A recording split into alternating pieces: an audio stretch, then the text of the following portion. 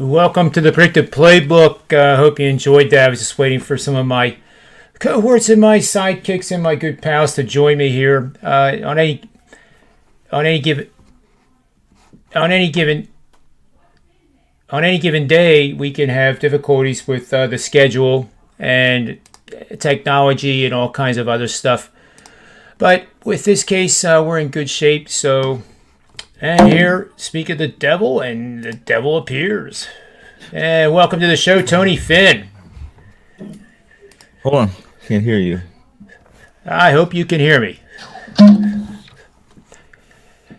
Well, we're getting there. It's all right. I don't hear anything. That means I'm dead or what?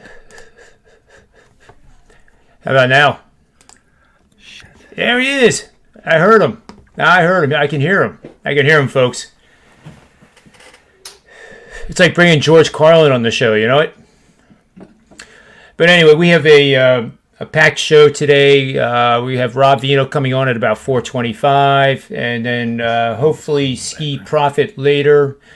We have a surprise guest from Sports Memo, one of the hottest cappers that we've had in quite a while. Tony, I heard you. John? Yeah, it's me. Can you hear me? Yeah.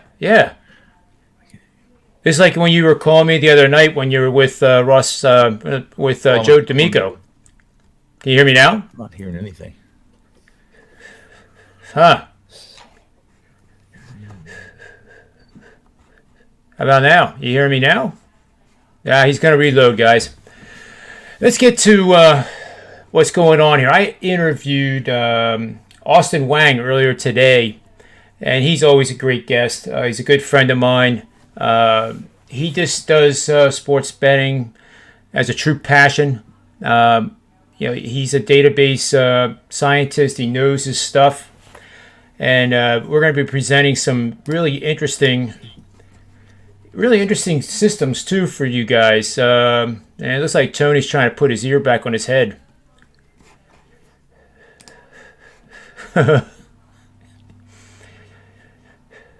you hear me, Tony? Good afternoon. Hey, what's going on?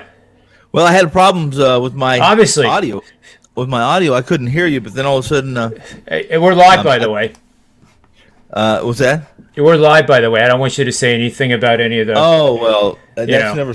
I'm always live. I always pretend like I'm live, and then which means I don't have to worry about anything I say. I have no filter. Let's go. You got it, man.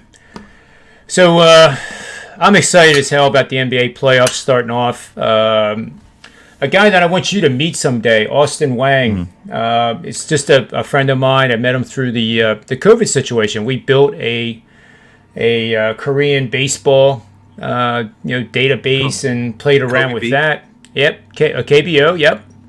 Okay. And that's how I got to know the guy. He is not a tout, or he just does it privately. And I had the pleasure of having him on the show today. Mm-hmm. And do you remember the? I'm sure you do, the zigzag betting system for the NBA playoffs, where I don't adhere to it. And yeah, zigzags probably have some validity, even more validity during the last year and a half or during the pandemic, when you're playing a team not only just back to back. Typically, someone will say, well, if you're equal and your skill set's close and you're playing back to back, that all things being equal, that two teams would over 100 games might split 50-50, right? Zigzag's a little more specific and defined, in my opinion, which means win law, that kind of thing. Which I if I adhere, I'm one of those guys. If I adhere to that, then what I'm saying is you don't need me. You'll buy my picks. Just zigzag teams that have similar skill sets, and you don't need Tony Finn, which is probably the case anyway, John. Well, I have some variations on this, but I want to show you one that goes contrary. Uh-huh. He gave me 3 today, and I want to give a big shout out to him. He's a quality man, and I think this is the one that we goes... have to get. I don't want to meet him because then That'll just be another person that's a much better person than me in the same room. I need to get in rooms with people who are less quality than me, which is hard to find. But go ahead, let's look at your round one game. I mean, we can make them that way if you want. Okay, perfect. I can tell them to. I'm always trying to find ways. Listen, let me just throw this in before you go to I will. Everyone in the audience right now, and you, I don't know if you ever watched the series Shameless, for instance. Okay, did you ever see any of the series Shameless? I don't even think I can spell that word. Shameless. Well, it's a long word, but then I use a lot of those words and creating conundrum and chaos about. But people in the audience will know what I'm talking about. Hey, Shameless it's a huge hit. It's a huge hit. And I remember the first time I sat down with my wife to start. It was during last year's. I think last year's. We went dark for about 5 months. North American sports, and I watched the first one. I said, "Okay, I'll watch a couple more." After about 3 of them, I looked at her and I said, "Listen, I want you to make this available to me at a moment's notice." And she said, "Well, why?" I said, "Well, because watching the show, I understand why people watch this show. It makes me feel better about me. I know now that I am not the worst person in the world." So that's exactly why I watch that show. There's a lot of shows on Netflix that can probably serve that purpose. Yes, that's true, but not like this one. It just hit me. It just hit me right upside my head and said, "Oh, I like this. These people are bad people. I like this because I'm just not the worst person. I know it's a vitamin for me. It's kind of a what do you want to call it? A self-help book or a self-help video on how to feel better about yourself. You really don't have to do much. Just watch the show." Yeah. Well, it's pretty simple. I mean, it'd probably be like a 5-page book then. A self-help book? Yeah. I mean, a self-help book, yeah, it would be a pamphlet. It would be like one of my write-ups. People complain about my write-ups. Short stories. I've heard that. You provide so much research that sometimes people get so involved into it that they miss the game start. Well, that's funny you say that because that's accurate. That's my whole goal is that, listen, the mentor, one of the guys I grew up with, I grew up in his hip because he was my grandfather. But he used to always tell me, listen, when you're selling something, even though, first off, don't sell anything you don't believe in. And second off, even if you believe in it, nothing's perfect. So make sure that when you sell it, they're going to feel good even when they lose. There you go. So that's my goal with write-ups. Makes sense to me. Yeah. As long as you have PayPal. It makes the game bad. Well, yeah, it makes the game look like it was. You make the game look like it just didn't go the way it's supposed to because it's not the way I said it was going to go, and the way I said it was going to go is the way it was supposed to go. So, enough of me. Round one, game one unders. Go. Yeah. So let's quickly go through this. This is courtesy of my buddy and pal Austin Wang of Houston, Texas. Okay. So what we're doing is we're playing under in game one, round one, and the previous meeting between these two teams went over the total. So it's a home team.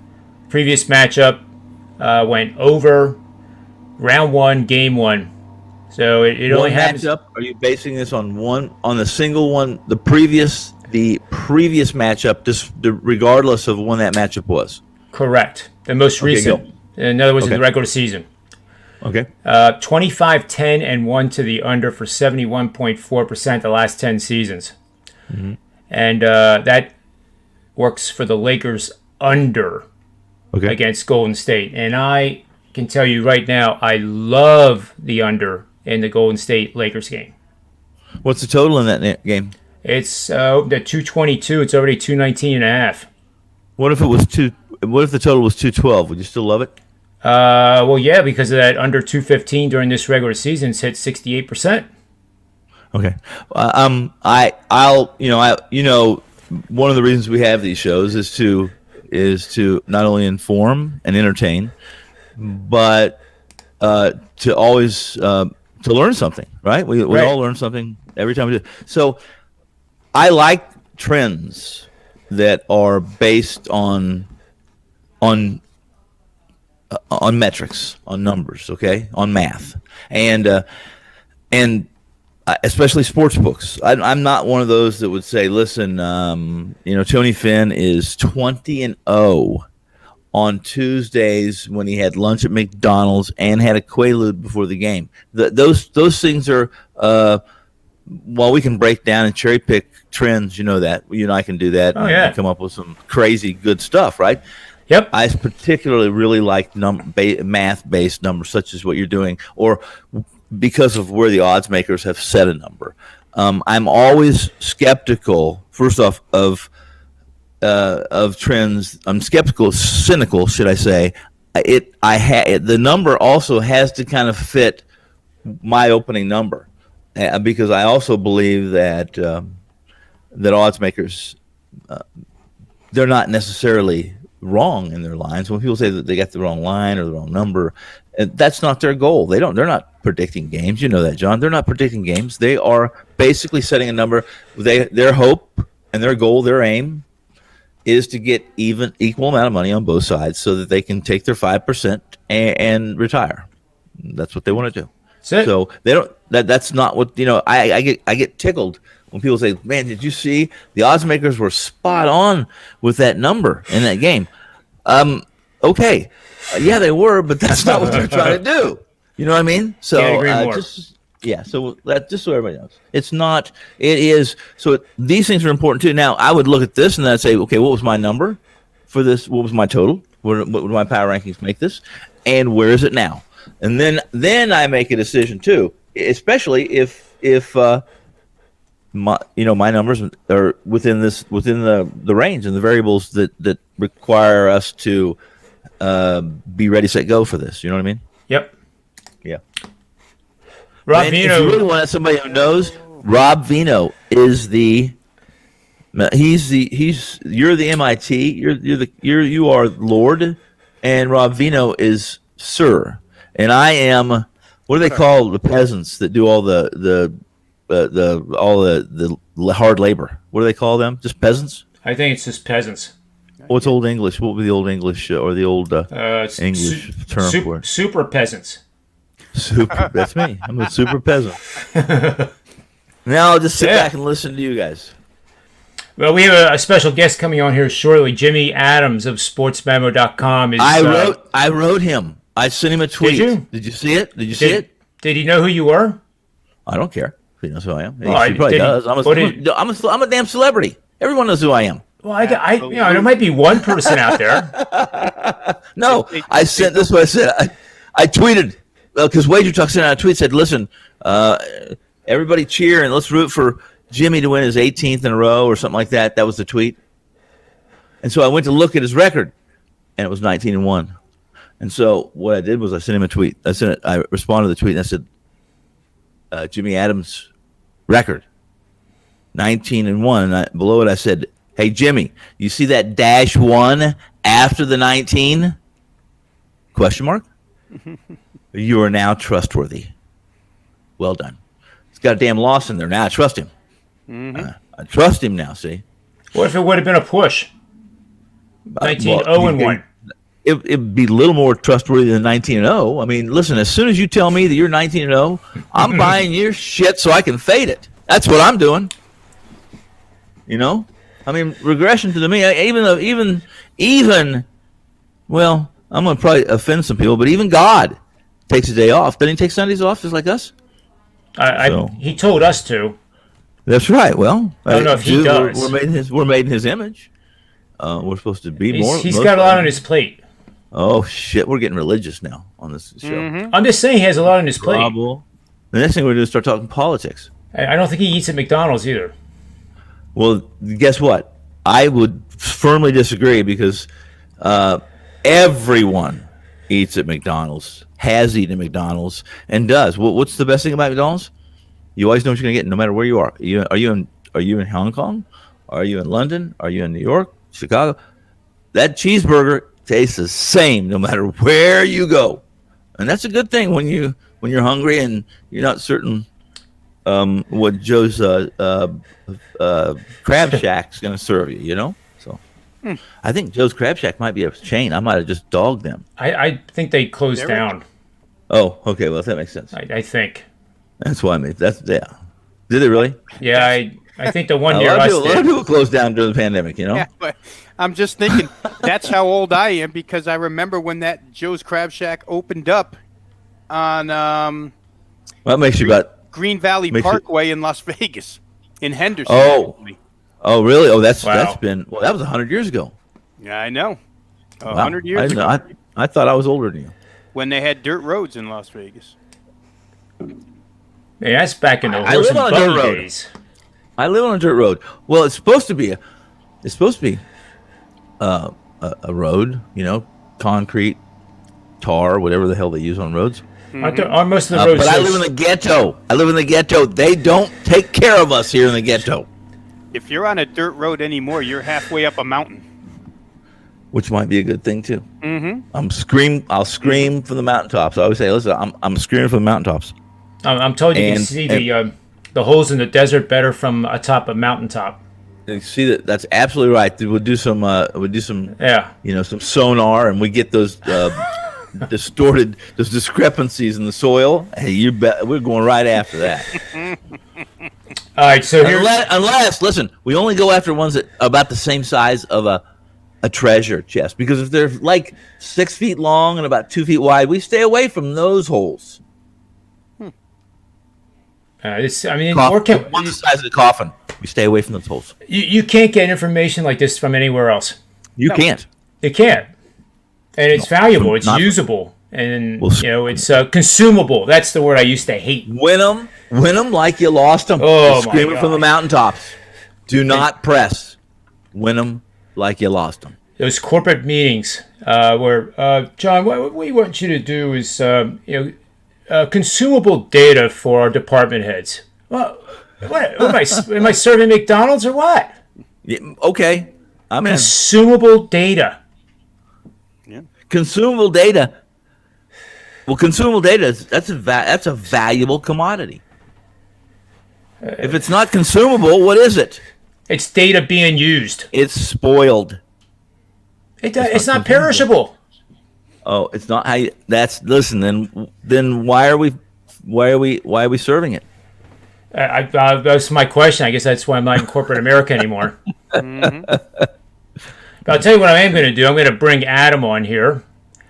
At his own risk. He already signed all Jimmy the. Adams. I there he sent is. Jimmy Adams a note because I feel badly. I haven't met Jimmy, and I've been around for a couple years. I was reading his Twitter handle. We trust Jimmy now. Yeah, We do. Come on, guys. Did you see my tweet, Jimmy? I did not see your tweet. I'm gonna have to go back and check. What? But of course, I know who Tony Finn is. Tony Finn might be the entertaining guy on all the wager talk shows. Yeah, that's one way to. That's a nice way to put it, because that's not the way most people put it. Oh, it's great, and he picks winners. Yeah. So nice. Well, I'm gonna- give him a raise. I'm going to Johnny brag. Detroit, give this guy a raise. I'm bragging for Jimmy here. Jimmy Adams, last 3 days, 4-1. Jimmy Adams, last 7 days, 12-1.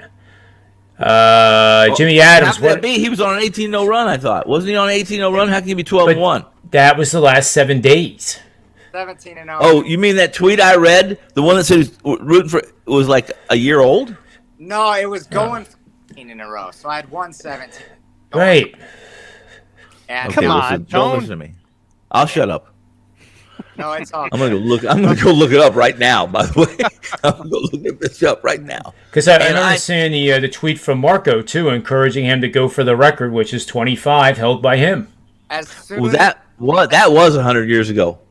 Oh my God. 'Cause yeah, that Marco record was set like back in 1800s when they didn't even keep track of like sacks and tackles behind the line of scrimmage in baseball.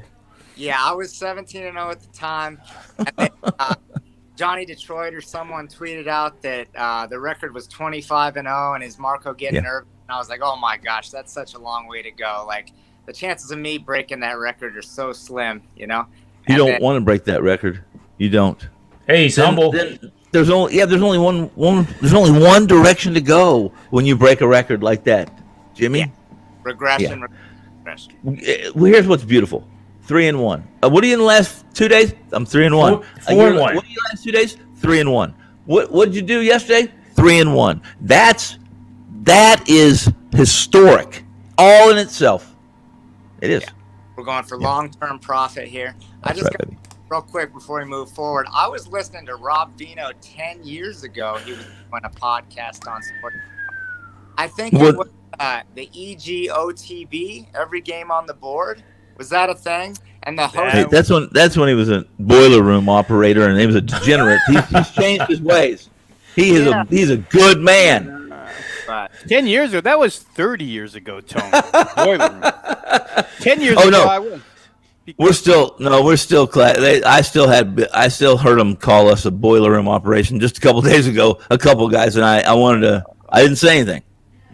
I said, but I'm obviously talking you haven't about seen the movie. presence in one. My presence in one was 30 years ago. My presence on every game on the board and with Sports Memo runs a long time. Thanks yesterday. to me for listening to us 10 years ago. I can't remember. I think Andrew Lang was probably the host back then 10 years ago, and then it turned into Drew. But it started with Tim Truschel. I mean, Sports Memo, I was a member of that company for a long, long time, since 1999. Memo? Sports Memo? Yes. Okay.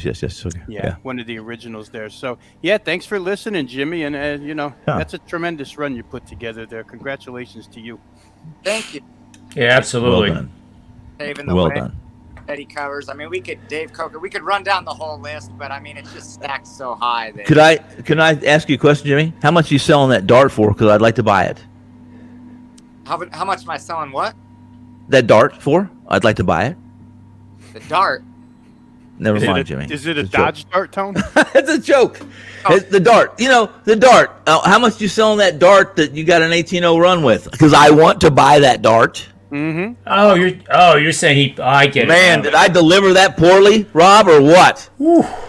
Sometimes your logic is more like Aristotle or, above the normal guy's head, Tone. I've always thought he's like Plutarch. Ancient historian. Fibonacci. Let's get it from right. Animal House, Plutarski. Don't make fun of my Bitcoin short, Tony. I mean, Fibonacci. let's see, 58,000 last Monday, and now it's priced at 42. Well, that's why I'm getting phone calls and texts from my buddy in Barcelona. He probably needs to borrow some money.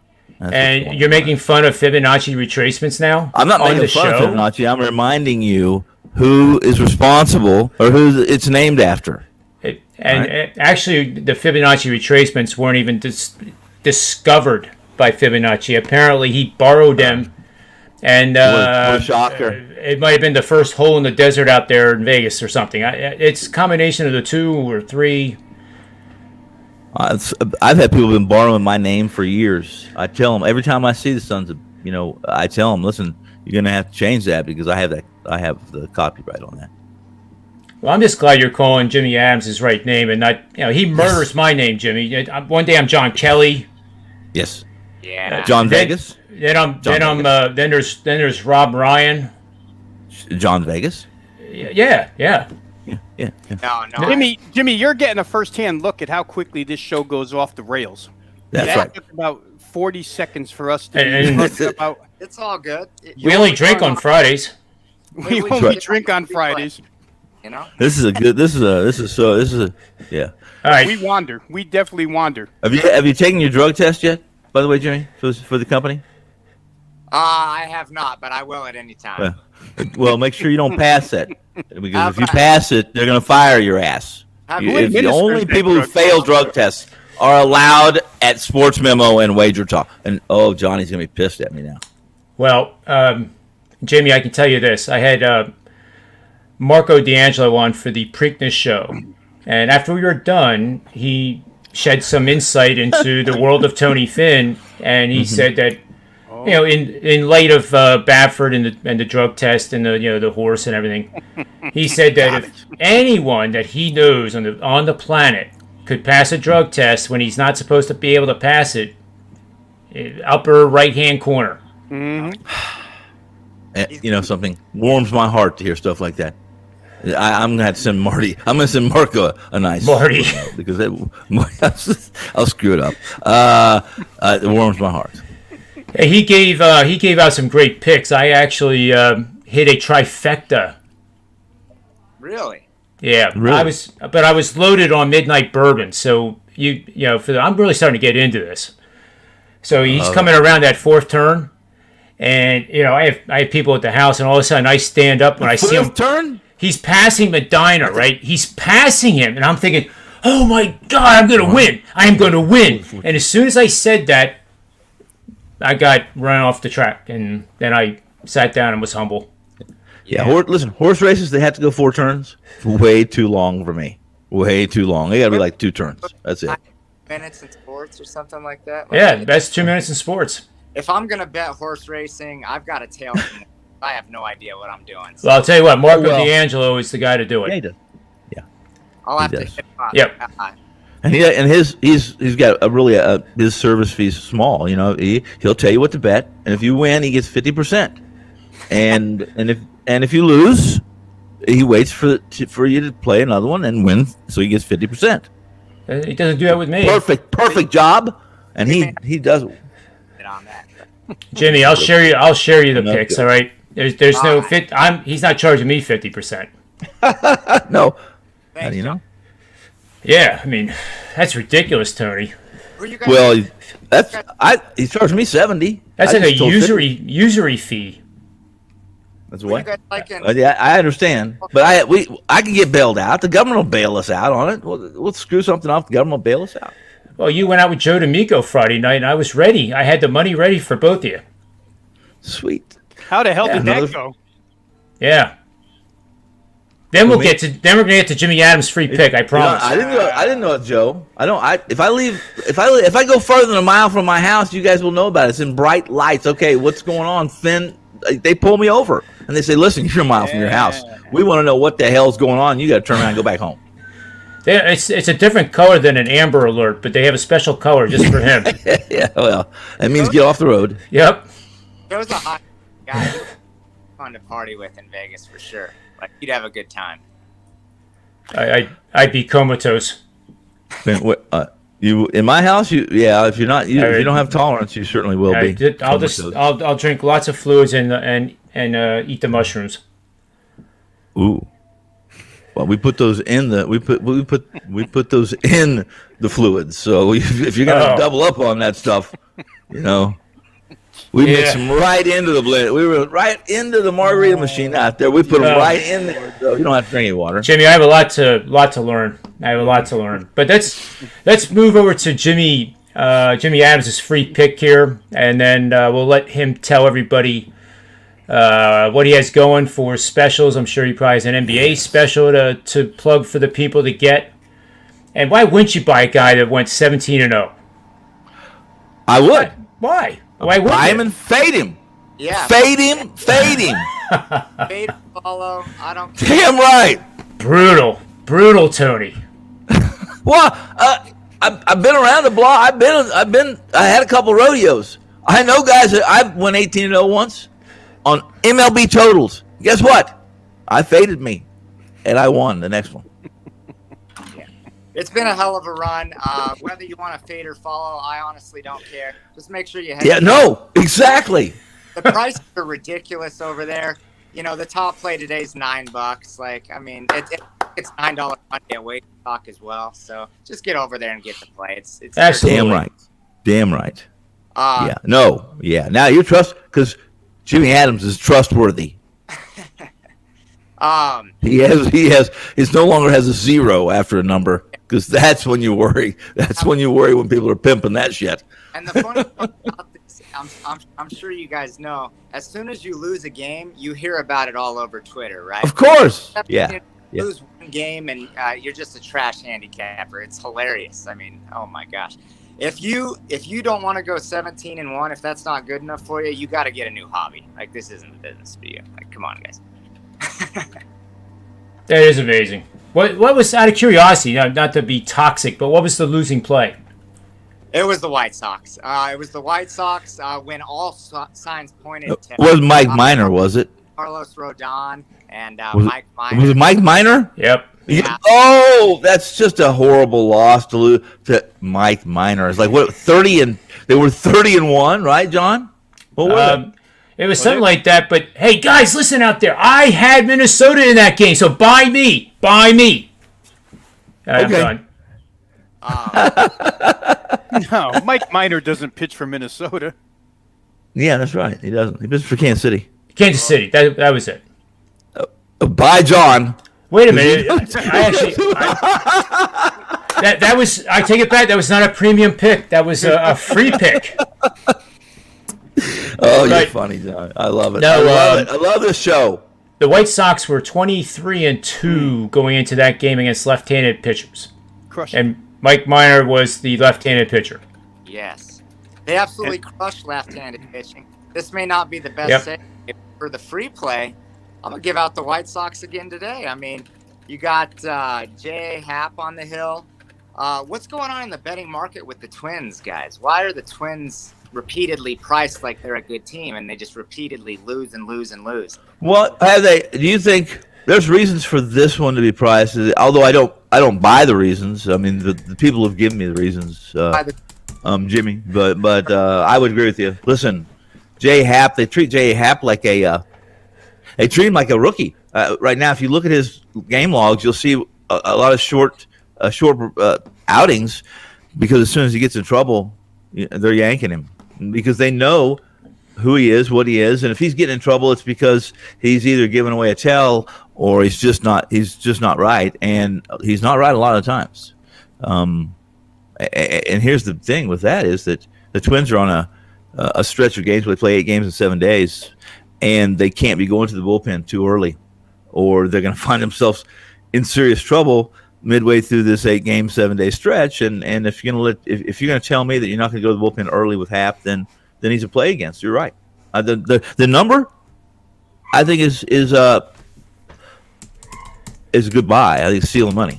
Yeah, I mean, we got even money across a bunch of shops in Vegas right now. How about plus 150? Take the plus 150 on the run line on this. Oh, yeah. Why not? Both. An option as well. But, yeah, you got a fade team in the Twins that have lost 9 of 11 and a bet-on team in the White Sox that we've talked about crushed left-handed pitching. They've won 8 of 10. There was a 6-game win streak sprinkled in there in which they swept the Twins last week. So J.A. Happ just gave up 9 earned in 3.1 last time he faced the White Sox. Yeah, you're right. He went from 1.6 ERA to a 4.3 in one outing. Yeah, and Keuchel, to be fair, Keuchel got roughed up as well by the Twins in his last start. But just overall form between the two teams for a free play, I think you go right back to the well with Chicago and take the White Sox again today. I like it. I mean, all I want Keuchel to do is pitch his typical 50% ground balls and Happ to pitch his typical 75% fly balls, and I'll take that matchup any day. Yeah, true. Yeah, Minnesota's 2-15. After having lost 3 of the last 4 games, they're 1-12. After losing 2 of the last 3, they're 3-13 with a money line of 125 on either side a pick. What else can I tell you? I did the 23-2 already. That's all I'm going to tell you for now. Yeah, jump on it. There's a $9 best bet for tonight as well. I wasn't in love with the card, so I just have one best bet. The free play is not even posted, so that's just for viewers on the show. But then tomorrow, there will be a 5-unit best bet for $2 for $2 Tuesday at Sports Memo. So definitely make sure you get your hands on that. Nice. And we are getting ready for the playoffs as well, starting tomorrow. I'm going to be finishing up my handicapping tonight for that. And hopefully we can go on a good run in the NBA as well. So. Do you know if can I interrupt you and say, at least give this, do you know if your $2 play is going to be the NBA or is it going to be MLB? Do you know yet? It'll be baseball. For sure. All right. Okay. Very good. Yeah. So I guess that'll wrap up the intelligent part of this show. See, that was nice. Let me included you in the intelligent part, Jimmy. Yeah. Guys, it's a pleasure meeting you. Rob, Tony, John, thanks for having me on. It's an honor to be on. I appreciate it. Yeah, you bet. Enjoy your night, and we'll have you on soon again. Sounds great. Good luck, everyone. You got it, man. That $2 Tuesday tomorrow, Jimmy. Probably gonna sell 400 or 500 of those. You know. Yep. A lot of pressure. Jesus. Hey, you got Tony. You got to take it one sale at a time. When you bundle them all up, then that's when the pressure is. But if you take it one sale at a time, we break them in. We're similar. We're similar to the black slopes. We take you right to the top of the slopes, the mountain, and push you. And you either learn how to ski by the time you get to the bottom, or we call an ambulance. One of the two. So I'm just curious, Tony. This is about as bragging as I can get. Okay. I was the number one guy sports memo in the NFL last year. Nice. Well done, John. Well done. Right. So with bragging on that, I finished with an 18-4 run, and I'm 18-3 in the Super Bowl. So when it comes to football, do I prepare myself to get slammed like you just did Jimmy Adams, and am I due to lose 6 in a row to start the season? Well, you're 18-3 in Super Bowls. Yeah. You mean 21? The last 21 Super Bowls? You mean? Yes. I didn't know you'd been in that business 21 years. 26. Well, that's. Listen, then I was gonna buy you and play tonight, but I'm just waiting for the Super Bowl then. No, I'm just wondering, in week 1, 2, and 3, should I not put out picks because I was so hot at the end of the year? I'd tell you the same thing that your mom and pa would tell you, and that is just keep doing what you're doing, and do it the way you've done it before. Don't make if you're going to change something, don't fix if it ain't broke. Well, I think there's one addition that I'm going to tap into whenever the time permits, and that's that Las Vegas Chris guy. Okay. Because I think there's a lot. See him this afternoon. I think there's a lot we can learn from Chris. Yeah. Oh, there is a lot you can learn from Chris, and they can learn lots about life from Chris too. Yep. Yeah. I still hope I'm sure he's listening, don't you? Yeah. He is. Yeah, I invited him on the show too if he wanted to join us. I'm quite certain he's going to say something to me right now in office Slack. He'll say, "What are you saying, Tony?" Oh, you know what I'm saying. Tell John Ryan I'm not ever talking to him. All right, so we talked about the horse race. The golf was really going my way in the DFS. I was actually in 22nd spot late Saturday out of a few 100,000. Well, I guess it wasn't a few hundred. It was a little bit over 100,000, and then didn't quite work the way I was hoping. I had Kuchar. That was my sleeper. Can't putt. Well, see, what we did was, and David Berman had brought this to my attention, and I would have not thought of this. On a new course, nobody's played it before, except for the defending champ who's a member there. Yes. And Ryan Palmer, who holds the course record. Right. Putting was then going to be a non-event because everybody's putting on one for the first time. Okay. All right. And as it turned out, Cameron Champ was doing pretty good there early on, and if that kid ever learns to putt, he's going to be definitely a household name. DeChambeau was uneventful. Right. Uneventful. At least he didn't fly home thinking he missed a cut and then had to fly back. But the cut was -6. And, obviously it was pouring rain for most of the back nine for the leaders yesterday. I mean, torrential downpours. And they still went over 20 under, which is what our PGA guy. Help me with the name. My God. Dolan? Foreman. Yeah, Borman. Yep. Mm-hmm. Yeah. Yeah, he had said that it was going to take at least 20, and, obviously it did. So I think I was 240th out of, whatever it was, 111,000. Oh, you were? Very nice. Yeah, so that worked out pretty good.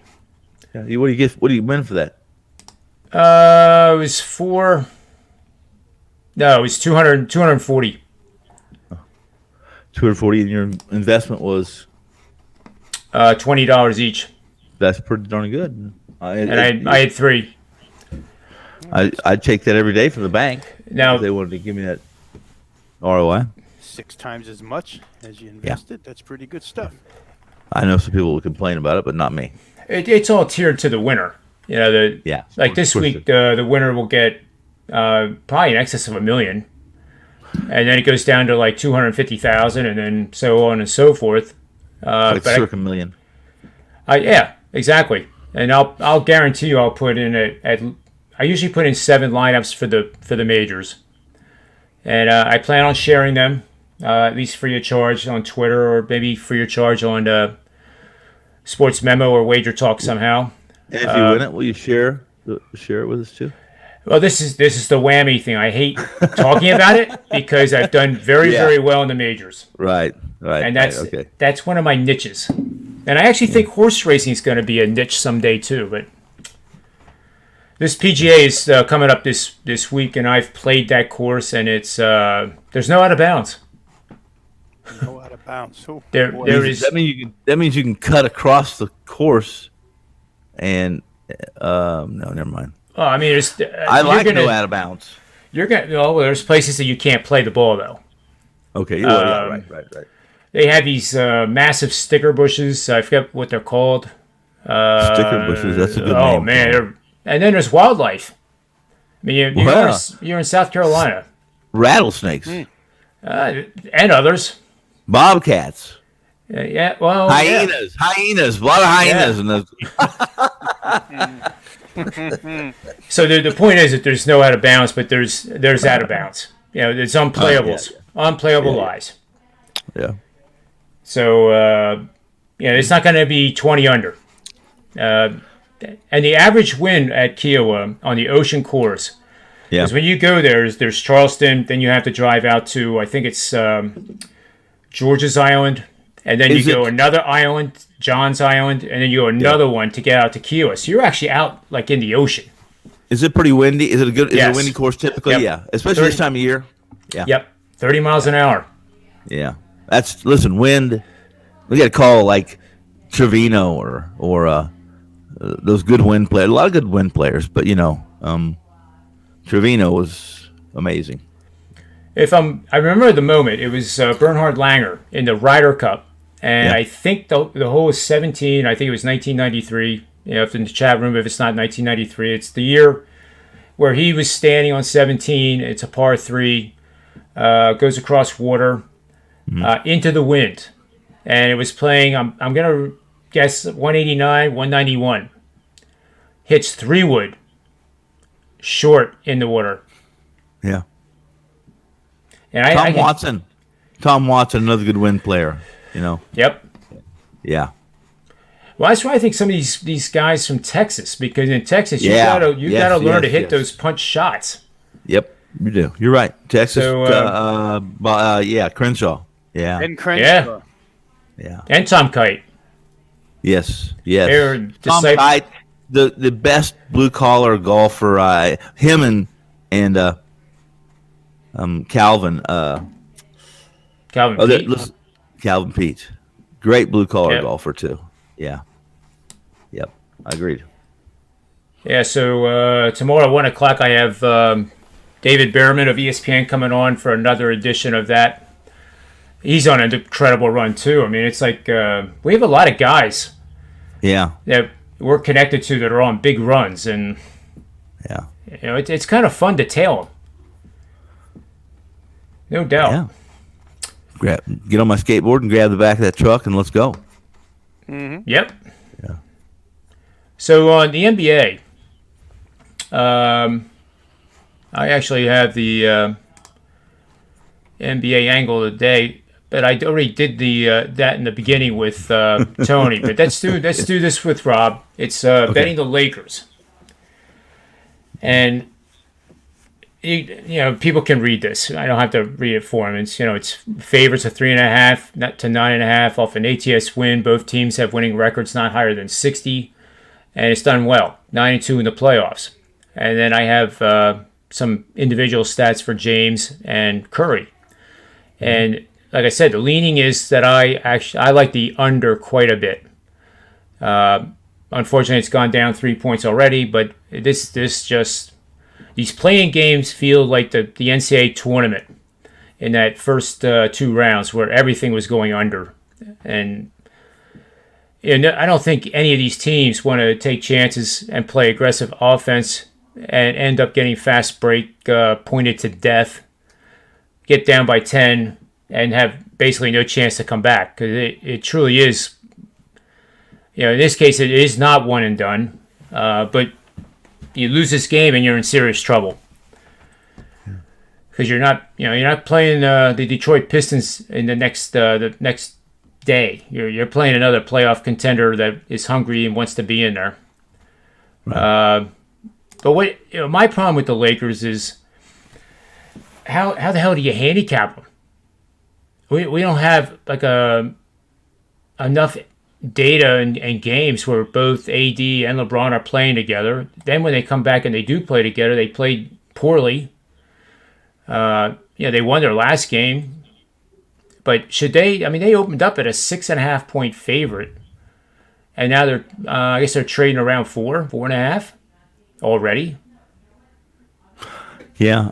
Well, you have a sample size. You have some degree. I think you can handicap this. This is playoffs. It's a playoffs. So I at this point in case I think you have to. Is LeBron healthy enough and Anthony healthy enough? Can they really at this point in time? It's just a playing game. Now the playing game goes to the series, so they go into. If they win, they go into the first series a little bit of a disadvantage right there alone because of their age. The fact is they haven't played a full season. Their conditioning can't possibly be the same. And if you're going to consider conditioning important, I do. So I think the Lakers are more of a series play than they are a game-to-game play. At least they would be for me at this point in time, but that's just me. So I like Golden State. I like Golden State as a dog, and they're a dog. Yep. In a situation, I think they're going to be competitive. At least I believe they can be. So if they can prevent the too many points in the paint by Davis, I think they have a chance. Mr. Vino, what do you think of this matchup? Well, I think if you just use, or if you have your own power ratings, that the Lakers are grossly underpriced at this point in time at 4 points. Yeah. The national wave for the last 2 weeks has been, oh my God, the Lakers are going to have to play Steph Curry, and I think it's caught on because all that guy's done is go out and score 40 points every night he touches the floor. So there's it's a huge bandwagon full of, oh my God, the Lakers are going to lose to Golden State, and you see that immediate, like you said, John, 6.5 down to 4. But power ratings, and we talk only about, or so far at least, only about LeBron and AD. Let's not forget that Dennis Schroeder came back, the point guard for this team. So you have all three back now. And when you power rate them with those three guys, whether it be first game back, second game back, 20th game back, they're a stronger team, much stronger team than they would have been power rated prior to that point in time. So I think there's a little bit of undervalue here toward the Lakers. I mean, it's not to say that Steph can't win a game on his own, but if you want to just talk fundamentals and say Steph Curry's going to light them up, I would come back at you and say Andre Drummond and Anthony Davis and Marc Gasol and all these tall trees for LA are going to crush those little guys inside of Golden State. They're little no matter how they line up. They start the game with a little bit of size with Loney, but then you saw yesterday they go to Draymond Green at center at a moment's notice. And they go to Draymond center at point guard at a moment's notice. Yeah, so each team can attack in different ways. Yeah. What team plays better defense? I would say the Lakers are a better defensive team. Yes, what team has more depth? I would say the Lakers have more depth.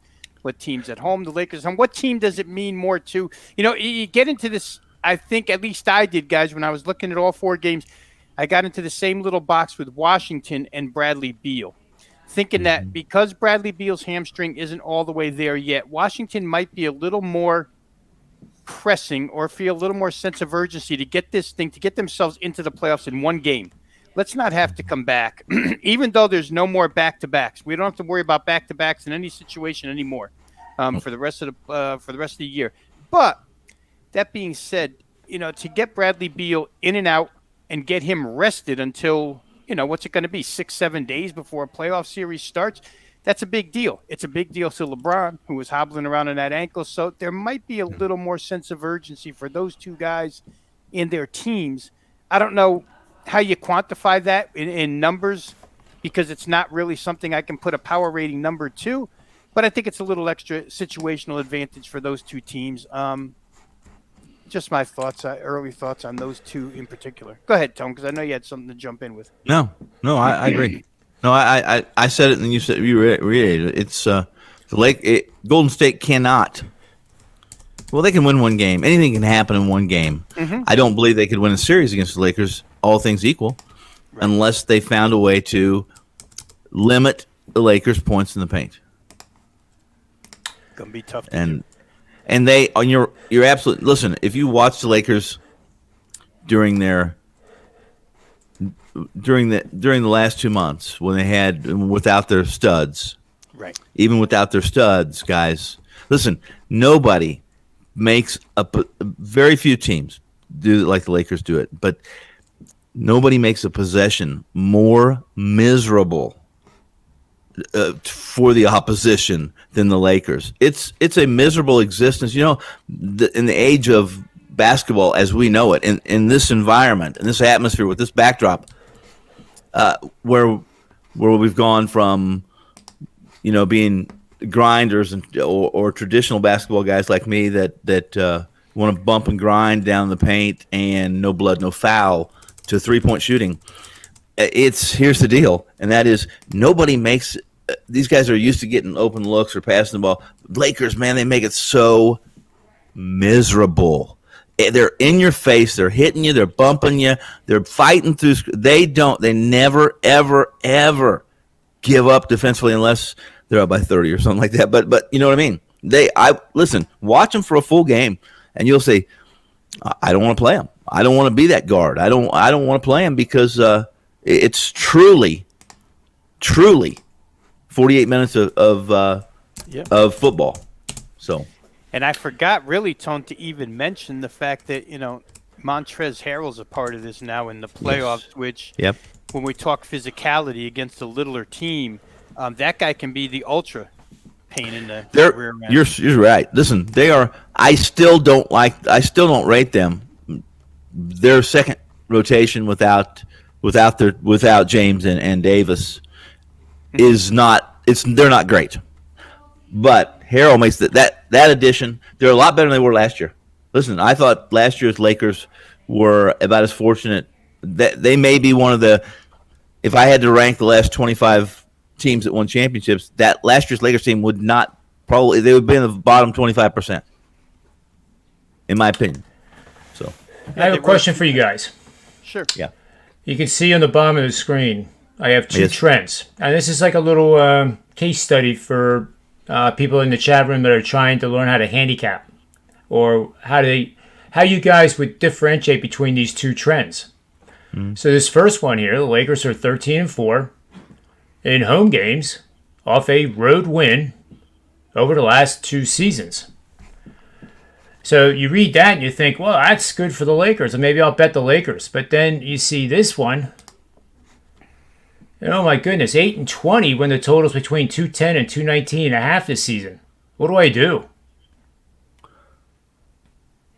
Well, that's what do you do? And real quick here, that second trend, in all fairness, started 222 outside those parameters and was bet down there. So I don't know if the good point. If the computer can sort those out, games that have been bet down 3 points, the Lakers are 8-20. When it gets, what are they?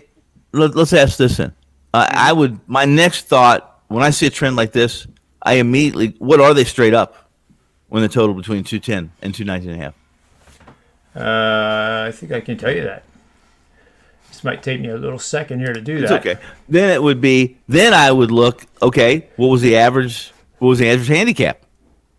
And much of this has to do with your play, because if they're only going to be a 3-point, if the handicap's 3 less or in that area, I'll have to tell you right now, it's something I almost will discard.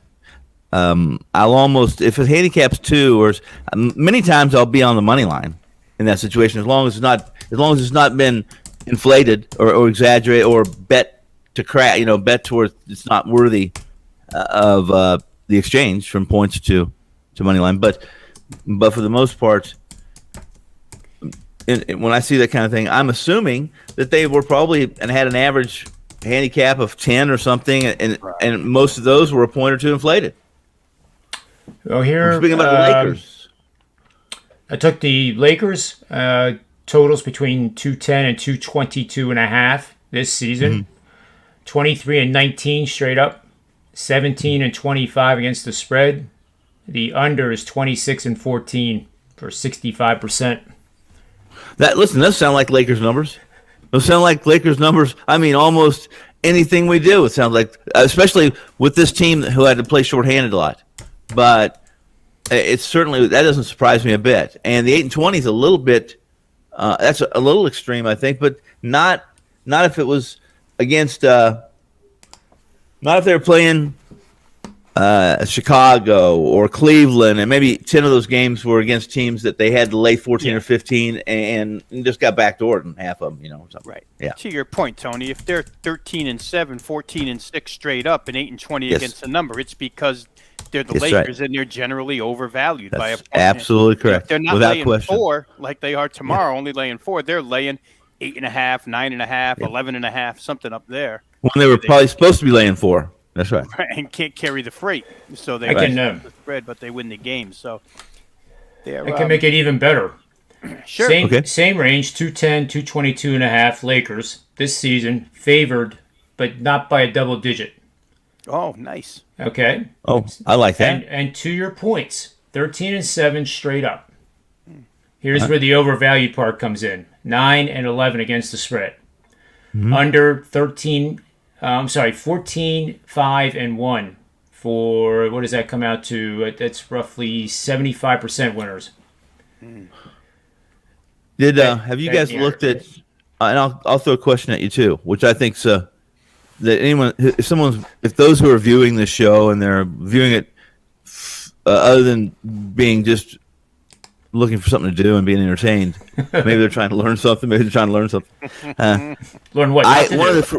One of the first things I do in the playoffs is I will, once all the numbers come out and the totals are posted, I immediately go see. I compare the totals in the playoffs to an average of the totals in the regular season. Because what people don't understand, or at least the Weekend Warrior may not understand, some may, but I think you guys do, and that is the intensity in these games, the physicality it's night and day different than the regular season. And totals have a tendency to, remember last year we were doing those NBA shows, Rob and I were doing them every day. And some of those totals would go they would swing 4 points from one game to another, simply because as the deeper we got in the playoffs, the odds makers, the bookmakers had to make those adjustments, because there's going to be times when people they're still public, and they're pushing their money across the counter on favorites and overs.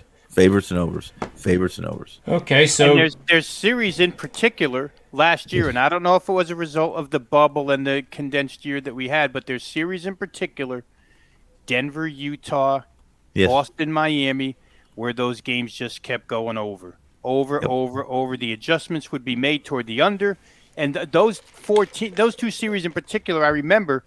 Yeah. You couldn't bet them over fast enough and make enough money. I'm going to try and go back and get those exact numbers, but I can just remember Tony time after time saying Miami's going to find their way to 106. That became like a little mantra. I remember that well. We had those hour conversations every day about that. Yeah. Yeah, and they did. And they did, and those games against Boston went over when you thought, Jesus, this is game 5. They're going to they know each other's offenses. They're going to playing under, and it just wouldn't happen.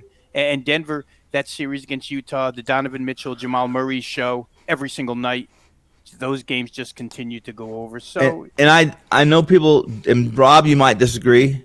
People would disagree with me, but I think there's some unknowns for us, and it depends on how well you know. I know the umpires. Okay, I spend an exorbitant amount of time on umpires. What I don't spend enough time on, and maybe you do, Rob, and that's officials in the NBA. And I know that you know much better than me. I hear you talking about it all the time. But here's my question. I believe last year's playoffs that, and early in this season when we had no crowds, and last year when we had no crowds, is that I think the officials are much more apt to call fouls than they are not to. Not so much. Why? Well, because listen, they're humans, and if you got New York, if you have 18, 16 foot, 14,000 New Yorkers breathing down your neck, and they think you made a bad call, it affects them. And it before they make a call, with that many fans, they may not make a call. What I'm saying is, empty arenas made a difference for these officials. I thought they were a lot looser. I thought listen, I saw some of the worst officiating that I can ever remember, but I had to stop before I start preaching that or making that statement because of the situation that we didn't have fans. But I thought some just horrendous officiating in the NBA earlier this season where the official underneath the bucket was making a call on a 3-point shot across the floor. And I don't understand that one bit. You see, I couldn't do that if I thought, if he couldn't possibly. There's 4 other players between him and that call. There's no way he makes that call or she makes that call.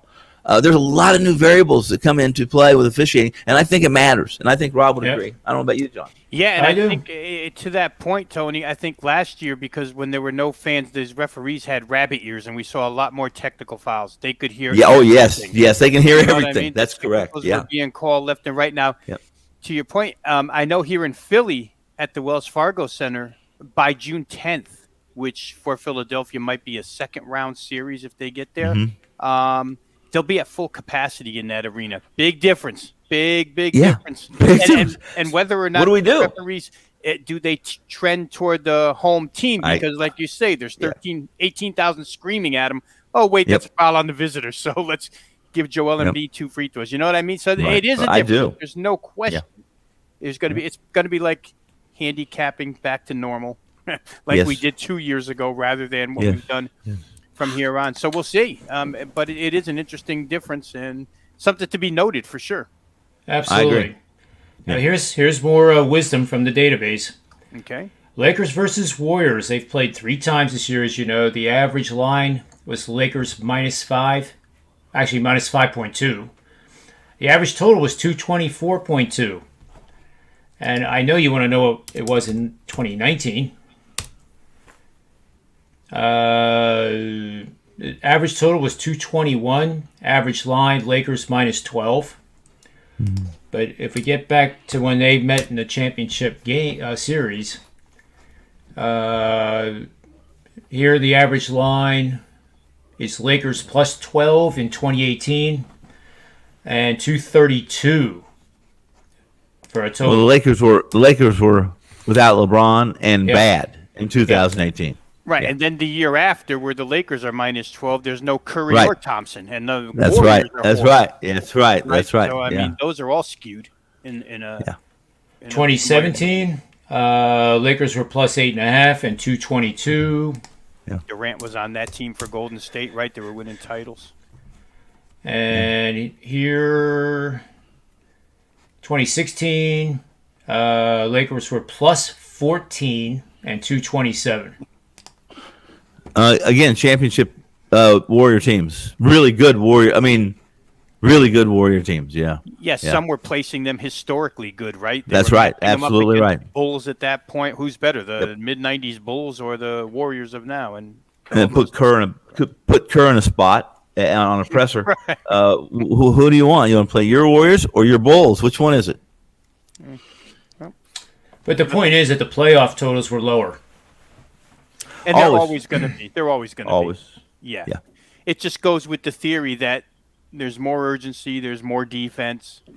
I tried to point out a couple series last year where we didn't see that theory come into play. The Denver-Utah never came into play. The Miami-Boston never came into play.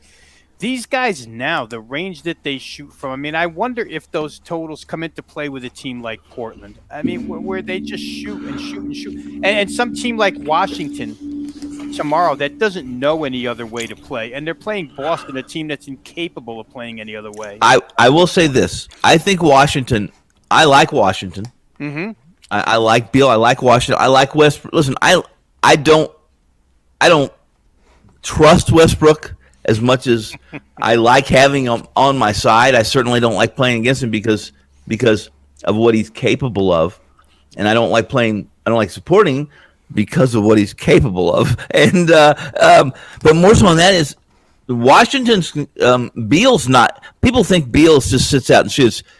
And Beal is a Morant kind of a player. He's a guy who, listen, he will take it to the. He doesn't care who you are. He's taking it to the rim, and he does some of his best work at the rim, and which makes him even more dangerous from the perimeter. See, I like Beal a lot. In fact, I never really appreciated Beal as much as I have this year. So, and they're much closer to you guys. Yeah, and at this point in time, he's got what John Morant is searching for, right? That outside shot. Bradley Beal, can beat you one way or another. Tony, I was just looking real quick when you said we know Russell Westbrook wants to go to the rim, right? So you would assume, I mean, we've watched him for enough years, he definitely gets fouled a ton going to the rim. Yes, he does. Realize that this year, Bradley Beal has shot 459 free throws to Russell Westbrook's 413, and Beal, if I were to go back and count the games that he missed, it's more than Russell Westbrook missed. So he's got more free throw attempts and has missed more games, to your point of he will go to the rim and absolutely. Or in fact, I think it's essential. I think it's essential for Washington to win. They can't be if they settle for threes, they're not going to win. Beal has to, like you just said, Westbrook and Beal have to keep that. They have to keep him honest. And again, it's if you're a threat to go to the rim, and you're a threat to go to the rim and score instead of just throwing up some crazy then it makes those 3-point shots so much easier. It really does. And what do we know about tomorrow's opponent, Tone? We know a lot. They can't play any interior defense, right? That's right. I mean, I remember now, dating back to last year, I remember you saying they were soft in the middle.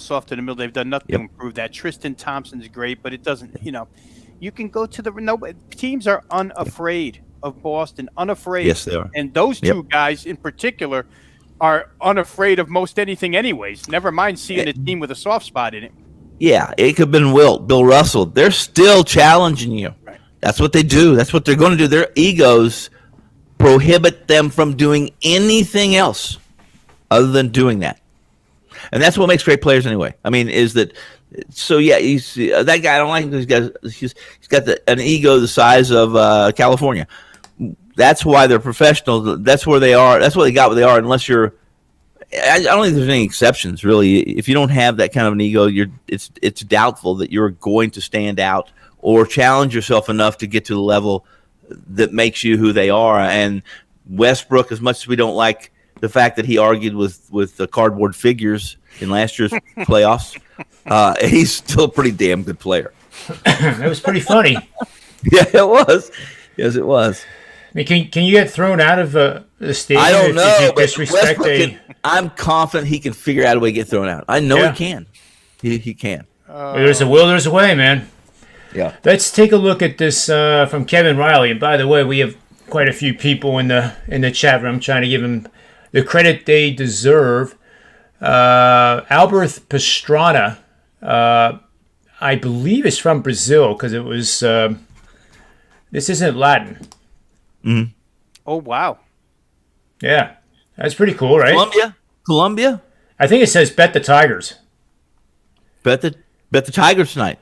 Or really, which Tigers? Are we talking about the Detroit Tigers? Well, aren't there soccer Tigers? I see MLB, NBA, NHL, more. Yeah, I was hoping it would say like Bueno Rob Vino somewhere in there, but it doesn't. Yeah, or Pablo somewhere in there. Trade out something. I don't know.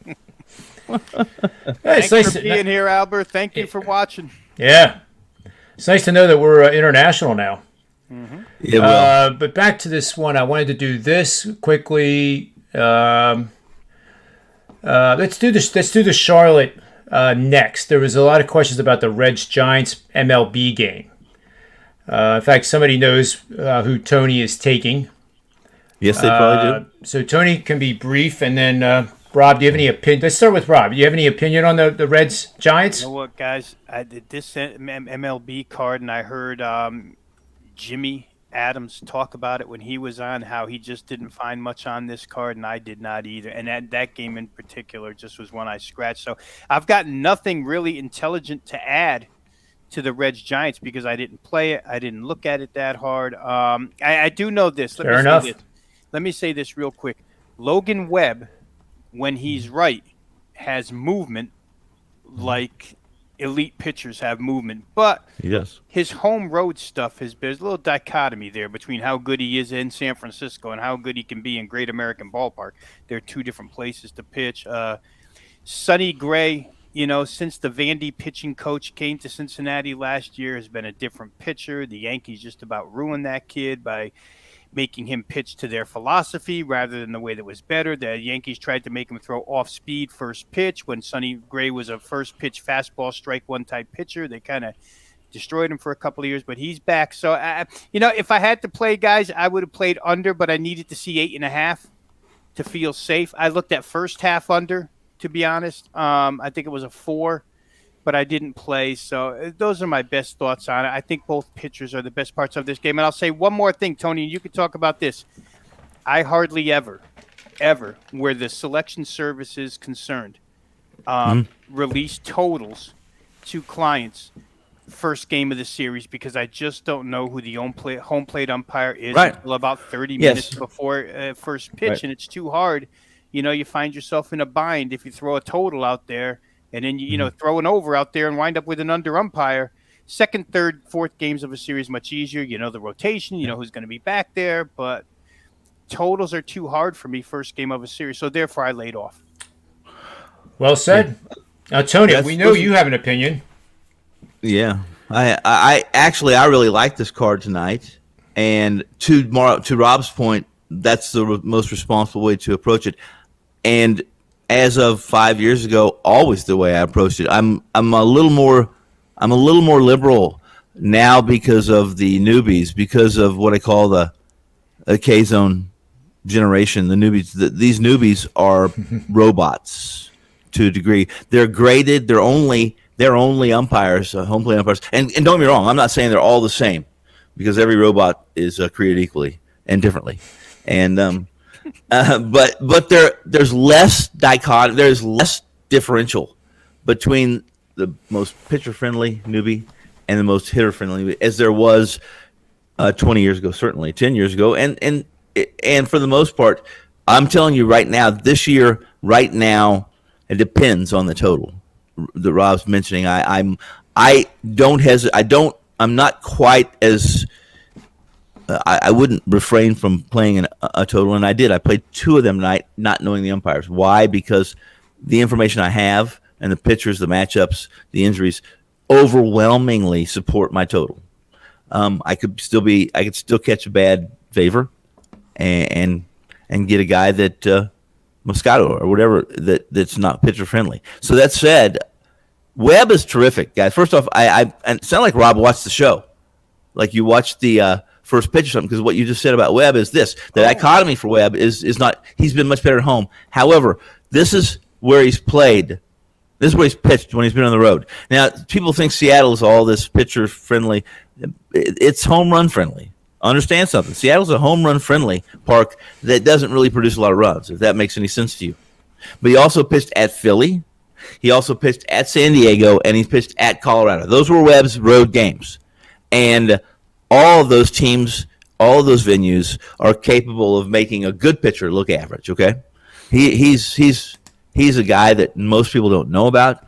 That, as Rob mentioned, he's picked up almost 2 inches vertically and horizontally on his off speed stuff, his breaking stuff, and he's deceptive as they come. If you watched the last game, wow, he dominated, and I mean he absolutely dominated. Now, it was Texas. They strike out a lot, and tonight the Reds, they're pretty free swinging. Sonny Gray is an absolute ghost to me, because when I play on him, he's miserable, and when I fade him, he's terrific. So I pretend like I don't see him. I like Webb. One quick question for you, Tony. First Sure. of all, one of the guys said your brother Tony Finau. I didn't know you guys were related, actually. But he's a golfer. Yeah. Yeah, well, he's a golfer that can't win. What's this guy trying to say? I finished second. He cannot win this Tony Finau. Well, I already told him that you might lash back and say, well, then stop betting on him. No, bet on him to finish second. Hey, Ricky Fowler almost made the cut. Top 5. I go in golf when I did play it, and when I do play it blindly, I'm never betting on the winner. I'm usually betting on somebody to finish in the top 5 or top 10. Yep. That's what I'm doing. So. That's what Behrman does too, but he does throw out the sprinkle, like we did on McIlroy 2 weeks ago. Right. So let's move over to the Charlotte game. Mm. I gotta find the guy who said this. Well, it's the Hornets game. Why don't we start with Rob Vino on that one? And again, if there's no rhyme or reason to do something, that's part of handicapping too, as the three of us know. So we want to get into Charlotte and Indiana. Yep. So, I mean, we've harped on Indiana a lot, right, guys? Yeah. It went from a couple of weeks ago where we thought there was a mutiny against the head coach because and the team came out the next day and said his future is uncertain, to the next night actually winning a game straight up as an underdog against Atlanta, to where they played pretty good. They finished out the season not terribly, considering the fact that they were without Sabonis for a couple of those games. He's back now. It looks like Malcolm Brogdon is back for tomorrow, so they should be healthy. With the exception of Miles Turner, which it's not just a little exception. It's I know Ski would say Miles Turner's soft, but for them to have something like that in the middle is important. I can't see Indiana changing their colors, their stripes, so to speak, from what they've been doing the last 6 weeks, which is try and outscore you. I think Charlotte's probably the more balanced team at this point in time, although I didn't like, I read one quote today, guys, coming from LaMelo Ball, who said the guys are pretty down and dejected right now because they lost to Washington.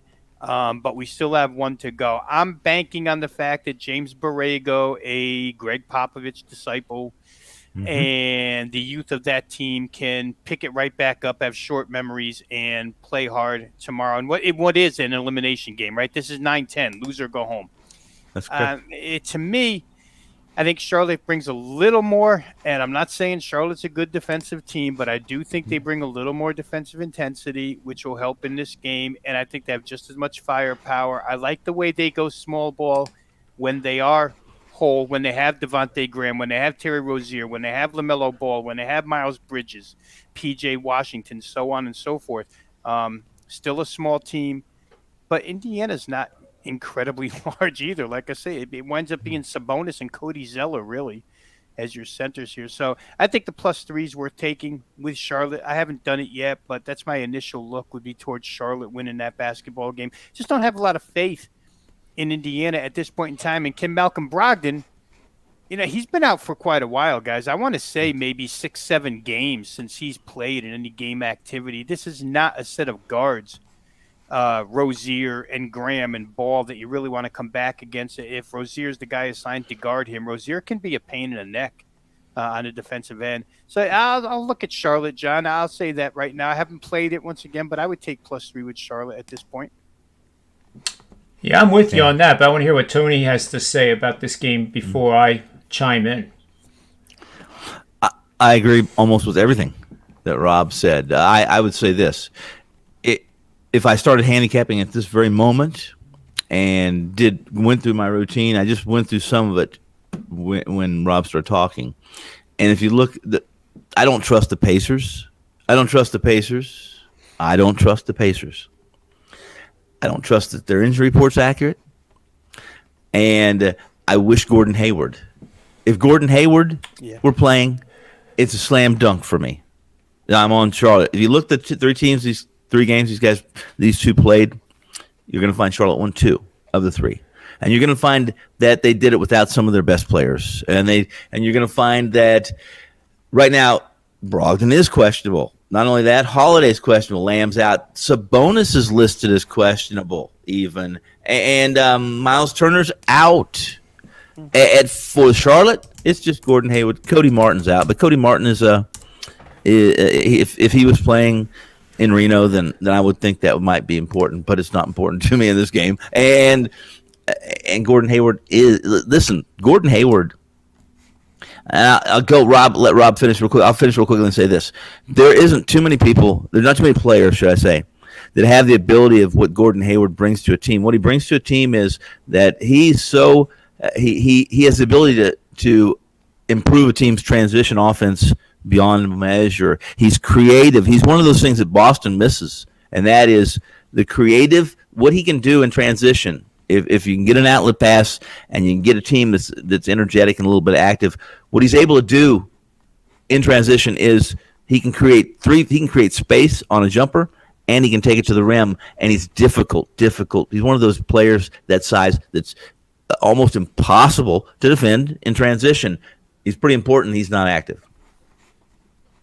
Yeah, and real quick, Tone, the last time they played, he was active. He played, yes. And while he didn't affect the game that much with points scored, it was 8 rebounds, 6 assists, so he does everything for that team. Yes, he does. John, and much like the Boston-Washington game that's going to go tomorrow, these two Eastern Conference play-in tournament games, the season series was played so long ago between these two teams that I don't even know what it's worth. The Boston-Washington game, all 3 games were played before the All-Star break. Before February. February. Daniel Tice was still on the team all 3 games for Boston, wasn't even traded to Chicago yet, so that's how old they are. In the case of Charlotte, Indiana, I think this is important. The 3 games that they played, 2 were a back-to-back series back in January. One was a little more recent. The one that was the most recent, LaMelo Ball did not play. The 2 back in January, the new style offense wasn't even introduced yet. With LaMelo wasn't the point guard at that time. And they come back as a different team here against Indiana. Now, of course, Indiana's a different team as well because of how they throw caution to the wind the last 6 weeks and just play offensive basketball. But I think it's important. They haven't seen this team with LaMelo running the show. And I think that could be a, first glance, maybe even first half. Look here, if it catches Indiana by surprise a little bit, could be good with Charlotte. I think full game is still good with Charlotte. But those are just little things to note here real quick. I'm going to interrupt you. I want you to mention to me, what was the last time, if you have it in front of you, and I think you do because of the way you're talking, when was the last time that Charlotte and Indiana played? Wasn't it February 3rd or something? What was it? Those 2 played April 2nd was the most. April 2nd. And that was Charlotte won that game, correct? Yeah, by 17. By 17. And this is when, at that point in time, Indiana had changed boats in the river. They were playing up tempo at that point. Scored 97. Let me see, Tone. Exactly right. That's my point. It's sandwiched in between 2 games. To tell you the truth, that 97-point performance is sandwiched in between 2 games where they scored 139 and 141. Correct. Tell me. To show you that Indiana was changing their colors at that point in That's time. right. Yes. Yeah.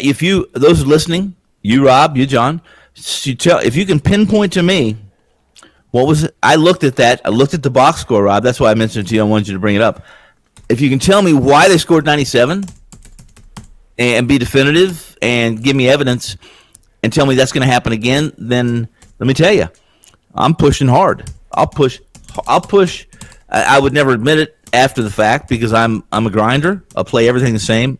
Personally, I play almost everything the same. Within 20 points of my unit, I just don't play up or down. So. But I'll push on this one. If you tell me that if you tell me Indiana's going to score 97 points, hells, I may have to go rob my wife's purse. Yeah, and that's really impossible to do too, Tony. Right. Because it's more of an aberration 97 than it is a reality. The way Indiana plays, nobody expects them to score 97 tomorrow. No. But tell me they're going to, Rob. Right now, tell me they're going to, and I am pushing in. Yeah, no, I'm with you. Yeah. That would be a different game. They shot lousy from 3 in that game. They shot lousy from the free throw line. It was between 2 high-scoring games that they had played. Again, even on April 2nd, guys, just to show you, it seems like April 2nd, we're only in May. It seems like it's kind of close. But LaMelo wasn't involved in that game. That's when he was hurt. And Charlotte had to kind of change because they had – not only did LaMelo get hurt, but at that time Gordon Hayward was still hurt. They had multiple injuries, and they had to slow their pace down a little bit. So I think Indiana sees a little bit of a different team. I think they both scored. The total would indicate to us, right? It's a 3-point game with a total of 227. So what are they telling you, 115, 112, somewhere in that vicinity is when you bring the reason I brought that up to Rob – one of the reasons I brought that up, and I thought you might comment. I thought I would comment on it. I wasn't going to, but now I'm going to. And that is after they scored 97 against Charlotte, Indiana scored 2 games later, scored 97 against Chicago. Another team, a team that plays no defense, guys, none. And then listen, they scored 94 in a loss against San Antonio a couple 3 weeks later. Then they scored 95. I'm not taking it. I'm wrong. They gave it. I'm incorrect with that one. They scored 93 against Sacramento, who plays no defense, who doesn't even pretend to know how to spell defense. Every team you just mentioned plays no defense. Exactly. Or has so that's how that's. And when I said it 3 times, location. I don't trust Indiana. I don't trust Indiana. There it is. Right, because randomly over that course of time, they have thrown in a severe clunker.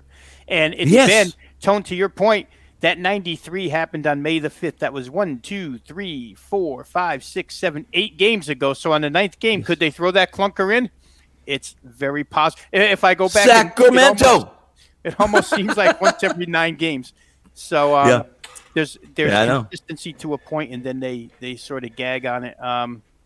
I don't know. I don't trust them at this point in time. I think Charlotte is a little more youthful. I think they'll bring a little more. Just the rosters, guys, to me. Yeah.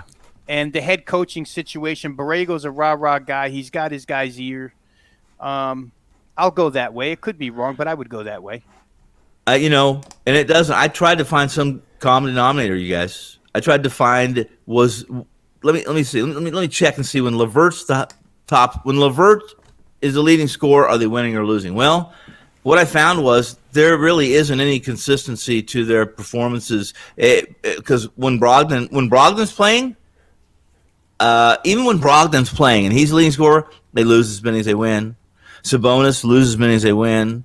There was a time they scored 87 against Miami. Of course, Miami only scored 92. Who was the leading scorer? Hell, that was when Turner was playing. It was. I looked, and what I found was how I feel about this team. There was almost nothing you could wrap your arms around and say, "This is why I like them, and this is what's going to happen." I can't do it. I'm going to play devil's advocate. Okay.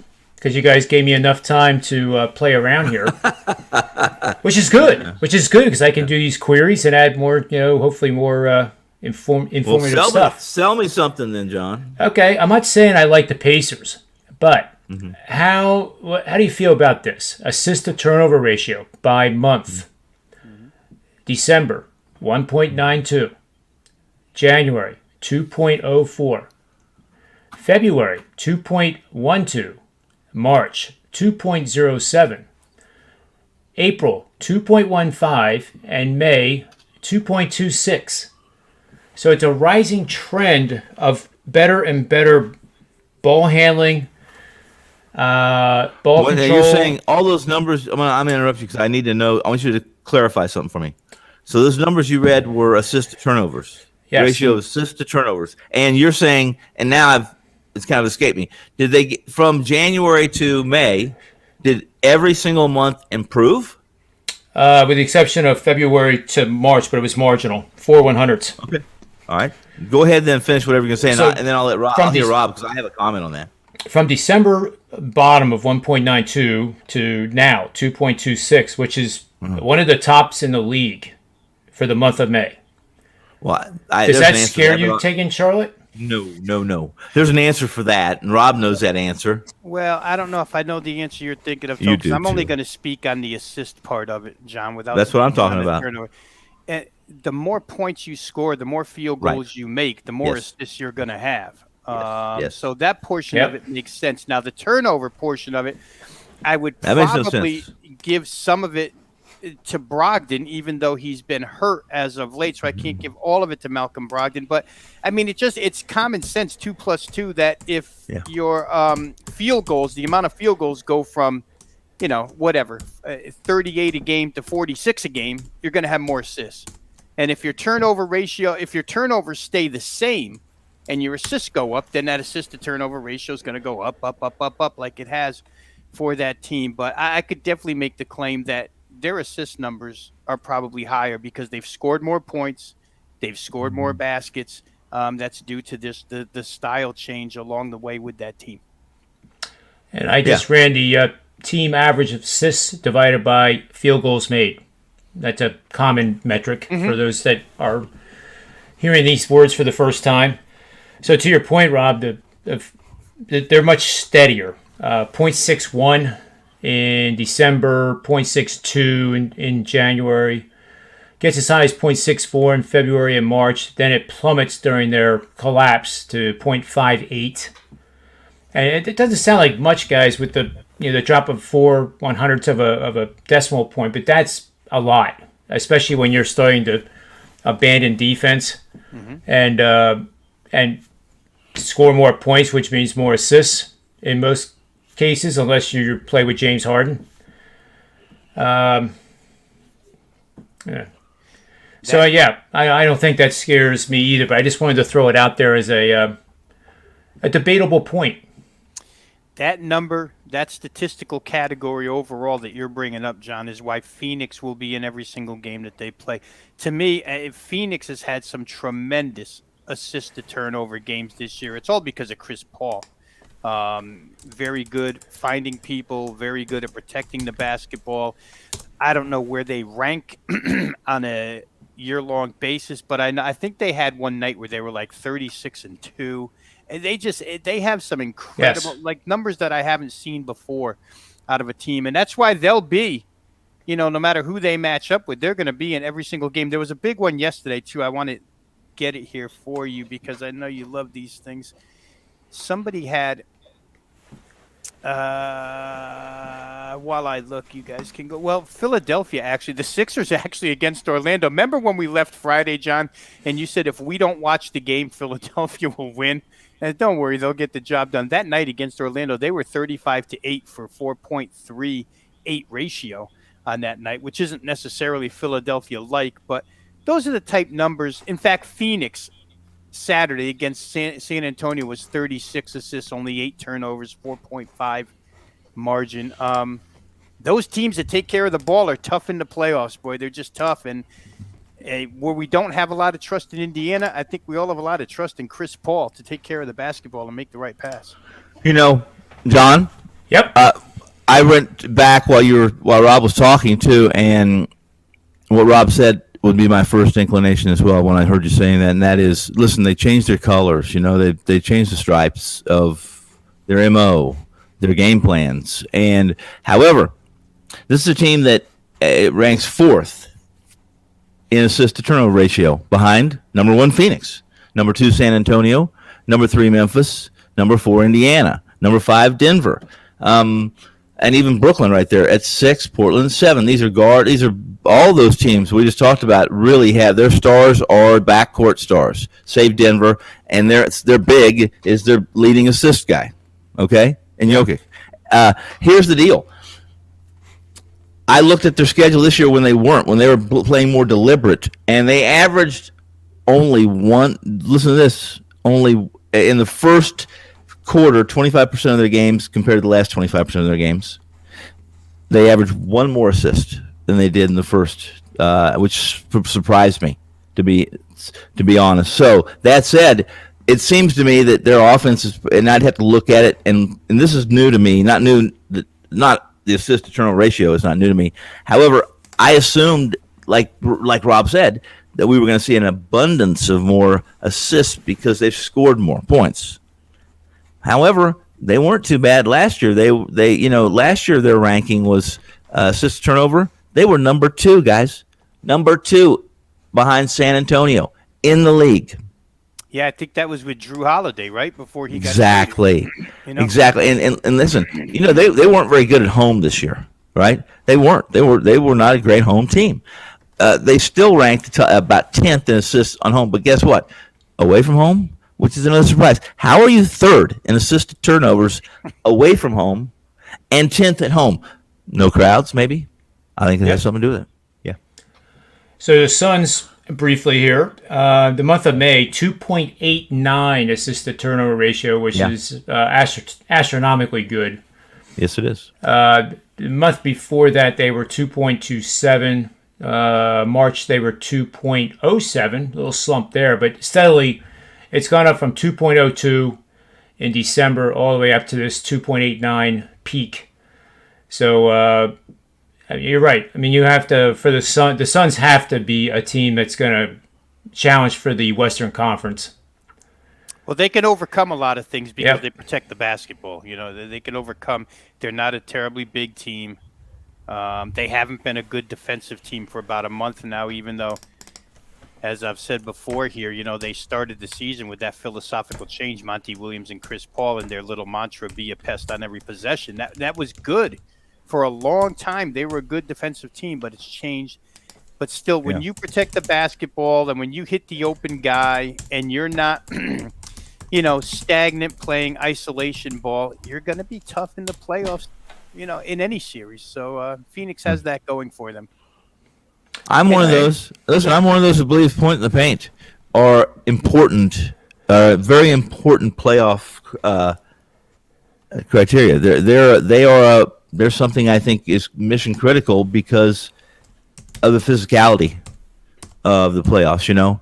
And if you look at points in the paint this year, then there's a couple teams that are going to live and die, guys. Listen, they're going to live and die on their perimeter shooting. Who's the best 3-point shooting team in the league? Was the Clippers for a long time. They still are. Okay, but guess what? They rank 28th in points in the paint. Yeah. Guess who ranks dead last in points in the paint? That shouldn't surprise you at all. That's State. changed some. Huh? No. Golden State? No. And it's not a Golden playoff State. team? Yeah, they're a playoff team. Yeah, and they're guard oriented, but it's changed a little bit because their center is finally healthy. I think their big is finally healthy, and I think they're dangerous, and that's Portland.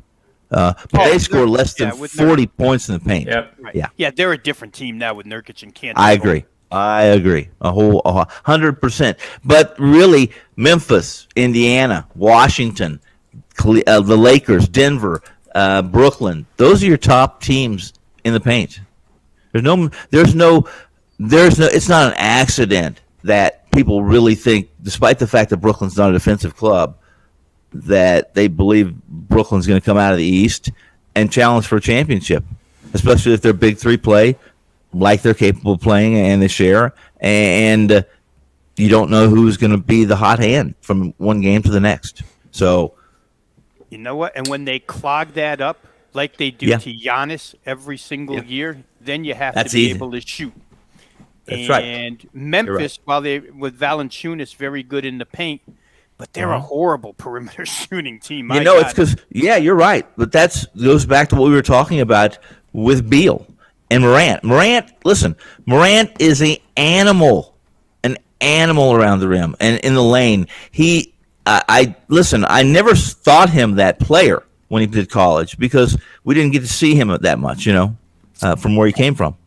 But you probably saw a lot more of him than I did because of where you're located. Well, and because my son went to Belmont, so that's the Ohio Valley. But to your point there, it's lesser competition, right? So you don't know how much you can trust. True. But that's the part of his game. We saw it yesterday against Golden State. They dared him to shoot. They gave him 9-10 feet of cushion and said, go ahead. And then he got the rebound back, and they did it again. They stepped back and let him shoot, and he missed again. So, Desmond Bane has been a real nice draft pick for them. Desmond Bane hit like 40% this year, but the rest of that team, Dylan Brooks is hit or miss. They need the kid from Duke, and he's been out for about the last 8-9 games, Grayson Allen, because he's about the best pure shooter. The best tripper. He's the best tripper in NBA. Yeah. So that's their downfall, right? They just can't shoot it from distance if you can close them off in the paint. And teams will choke it off. We've seen them choke Giannis off 2 years in a row. Be interesting to see if Drew Holiday again makes any type of difference with that team this year in the playoffs. It's going to be fun, guys. See, I like the NBA, unlike a lot of people who, even those who handicap it, that don't like it. I enjoy the hell out of the NBA. Always have. Love the soap opera. It's the soap opera. It's while NASCAR probably is the king of a man's soap opera would be NASCAR, I think. The NBA is pretty damn. I like the NBA as being that, my nightly sports soap opera. I have one more database query, and then we'll just do a round the horn in 2 minutes for our best bets. But all right, let's do it. Turnovers and fast break points are a major predictive tool for the playoffs. For example, teams that have had 3 fewer team turnovers than the opponent, and for the regular season, averaged more fast break points than the opponent, meaning that they despite the fact they run fast breaks, they don't turn the ball over as much as other teams. Mm-hmm. Those teams have gone 55-19 against the number last 5 playoff seasons only, and that's 74%. So the one problem is the predictive tool, turnovers fewer than 3 against the opponent, but the average of fast break points we can figure out now, and we could definitely talk about that tomorrow's show when we break down the Washington game and the Lakers game for everybody, because that I think we'll lead off the show with that. How do you rate? Let me ask you this, and I'll tell you, I'll be prepared for that. And you too, Rob. Do you look at transition efficiency? Because I do. Yep. Fast break efficiency, and how do you define that, et cetera? That would be fairly important, because if I told you who in my charts and who I have at the top of fast break efficiency, it won't surprise you. I just spoke to him, and why how are you the top team in fast break efficiency, and according to most people, so inept defensively? It doesn't make a lot of sense, does it? No. It really but doesn't. Brooklyn is the top of my chart in fast break of efficiency. And that's a team full of finishers too. I mean, yes, it is. So, but defensively, they don't create a ton off of turnovers. See, they do a lot of their fast break efficiency comes from made baskets by the opponent. Yeah, that's the theory, right? I mean, you have whatchamacallit, D'Antoni sitting on the sidelines there, and it's that 9 seconds or less offense. Yeah, you're right. Which, just take it out of the basket and go. Paul Westhead at Loyola Marymount. A lot of guys, not a lot of guys, but there's been guys who have subscribed to that. I'll tell you this. It's not even close, to be honest with you. But the team that's made the biggest climb in the last 3 or 4 months in that chart, Indiana. Right, and that makes sense as well. They're number 2. Right, they make those college 90-foot passes for guys ahead of the field. That's right. That you don't really see in the NBA. Who's number 1 this year? And Brooklyn. Hey, Brooklyn does. They do that. They make that half court, 3/4 pass a lot, and they complete the pass for big gains on the field. And it always reminds me of Wes Unseld. Yeah. Let's have a guy like Wes Unseld throw that 3/4 court pass off a rebound.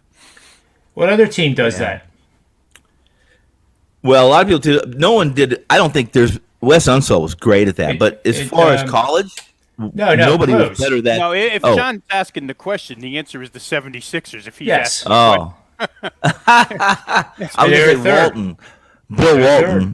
Bill Walton was probably one of the outlet passes. Just made UCLA really a big part of who they were during his tenure there. But that's important. And one last question. Sure, go. Who is dead last in that category? And in the playoffs? Which one? Efficiency? Fast break points, yep. Well, a team that doesn't even – listen, a team that doesn't turn anyone over, but yet they're a great defensive team. That's the New York Knicks. Yeah, very good. Yeah, yep. That's right. I mean, it's amazing. Look at New York. They don't score fast break points. Nope. They don't try to. And they don't even turn people over.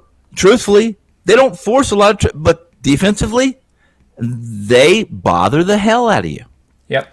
If they Clippers get the same way. If they get a fast break basket, their head coach is calling a timeout and reaming them. Yeah. What are you doing? What are you running for? You use 7 seconds of the clock. What's wrong with you? Yeah. Yeah, you're right.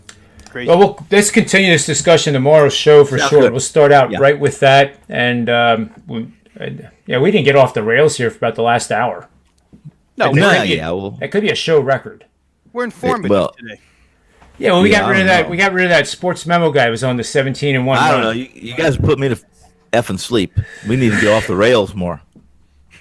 Come on. Tomorrow. The stuff we talked about, we know this stuff in our sleep. We want to talk about stuff we really don't know much about. I want to learn from you guys about life.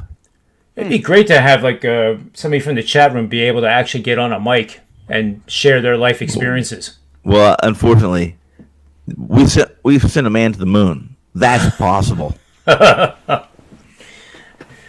Well, we'll figure that out for tomorrow. All right. But I don't know. I don't really have a play tonight.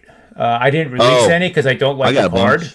I had to pull one down right now. I've just got to notice. In fact, I had to get off because I've got to check on this. They're telling me that, and this happens to me, guys, more than anybody I know. Maybe I just don't pay attention, but I can't tell you how many times I have to pull a play down because it's flown outside. The number is flown outside my parameters. Yeah, That's happens tough. A lot. It happens a lot in baseball. My baseball totals, I know, and I even wrote it in my write-up. I said, "Listen, the number I got last night on this game was stupid. It was a stupid number. It wasn't going to hold serve. I didn't think it would be knocked out of the park this early, though. So I'm gonna have to go pull it down. And it's my 5%er. It's happened a lot on my 5%ers. So that the only thing it does is say, the only thing it does is that the one thing I can do right is I can pick the number. I can pick the game that's going to move, but that doesn't mean you can pick the damn game. Get ahead of the market. Half the bat. Now I'm going to come back, and the number's perfect for me because I can come back. I can get that doesn't happen very much in baseball. I can get a true middle. Yeah, there you go. Yeah. Those are nice. Doesn't happen very often. Yeah. Okay, guys, listen. It's great. I love it. I love the show. I love it. But you kept me way past my bedtime. I got to get to work. Yeah, I can see the bags in your eyes. And Rob, you're a pass too, right? For tonight, like I am. I can throw something at you, John, from Major League Baseball, just because. Oh, I'll throw something. I'm sorry. All the lineups. No, it's all right. We don't have to. We'll end on this. All the lineups are posted now. I would think that Atlanta minus the 1.5. Plus $1.30. I mean, it's come down, but they're plus $1.30 now. If you look at the bottom half of the Mets lineup from 4 to 9, oh dear Lord, Kevin Pillar's hitting 4, Jonathan Villar hitting 5. I mean, Ronald Acuna's back for the Braves here in this one. I would think the pitching matchup is good. I like what Taijuan Walker has done this year. He's been one of my favorites, but he's not going to go 9 innings, and that Mets lineup against Max Fried to me just spells disaster. So I would say Atlanta, take a shot on the run line, full game, minus 1.5, and take the plus price. I'll tell you, I played that game. Yep. I played that game. Except for, you guys know my rule on playing home teams on the run line, I don't do it. I never do it. No exceptions, I don't do it. Never have released one, never. And a lot of people say, well, you can do it, Tony. The number's baked into that, et cetera. No, it's just not. The number might be baked into it. A number doesn't make it a winner or a loser, okay? But I agree with you. Guess what? The Mets lost 2 more hitters yesterday, Conforto and McNeil. They went down with hamstrings. That lineup, I agree, except for I'd like the under because Walker's been terrific. And Atlanta, probably no Acuna. So to go along with you in that game, okay, I'll join you. I played under 8. Yeah. There you go. Yeah, the Mets are beyond banged up. I mean, that's just a horrifying lineup. I mean, that's one I would like to face. Yeah, for those watching, Ronald Acuna's in the leadoff slot tonight. He's back. He is back. Well, I can tell you this. Anytime baseball is one of those games that when you get an injured player back, there's a key player like that. They're good for a lot of reasons, but one of the reasons they're really good is that it's muscle memory, repetition, timing, and Kuna pinch hit yesterday and struck out swinging against an average pitcher. So I actually he could be a liability as opposed to an asset. Awesome. Yeah, I think we'll put a ribbon on this show now. Okay, and tomorrow you, at 4:00 we're going to be breaking down the rest of the NBA. And I'm going to put these guys on the spot for how the brackets are going to unfold. Maybe the three of us will do our own bracket for a 6-pack or something. Mm-hmm. Right. That might be fun to share. And we got to be mezcal.